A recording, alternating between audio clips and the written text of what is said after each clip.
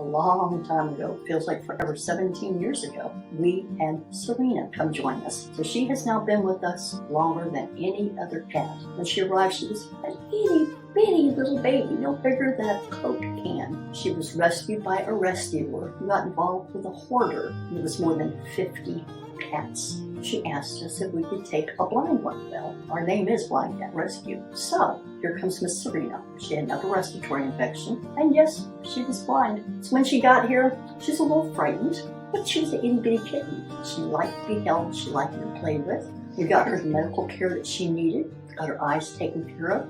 She has the distinction of having lived in my house. When we very first started, we did not have a building, so all the cats that came in back then lived in my house. She's grown up now, she's 17 years old, and she developed hyperthyroid. This is a very important reason why you get blood work done on your senior cats, because we found that, and it saved her life by getting it treated. She's really a very sweet cat. She's been shy over the years, but she seems to be coming out of it. She loves other cats. Sadly, her best buddy, Natasha, died a few years ago. Before then, you would always find Serena and Natasha curled up in a ball because they could both live together in the house. They're their original cats. So, that is how Serena came to Blind Cat Rescue. So I started back in 2019. She was very scared still. So when we merged the two houses, I think that's when I noticed growth. I feel like she was really coming out of her shell. If you know Serena, she loves butt pats. I feel like most of the time she's cuddling with Richie or Sandy. It's actually insanely cute. It's very heartwarming, honestly. Even just seeing changes that she's made from when I first started to now, definitely makes you smile and makes the job 10 times more rewarding. Serena's in room 1. You're warned immediately, she doesn't like to be touched, don't mess with her, she's our skittish girl. Every once in a while you could pet her on the butt and she would do elevator butt for you, but that was on a rare occasion. It wasn't an everyday thing like it is now. Now you can catch her cuddling with just about anybody in the room, and that just makes me happy.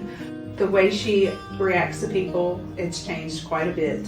She'll actually sometimes play, but she'll let you pet her all over now. And I'm so proud of her and how far she's come in the past 6 years. I've always called her Serena the ballerina.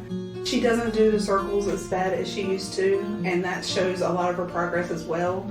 I caught her today cuddling with Lisa, and then Pixie climbed in there, and I was like, oh my goodness, look at that cuddle model.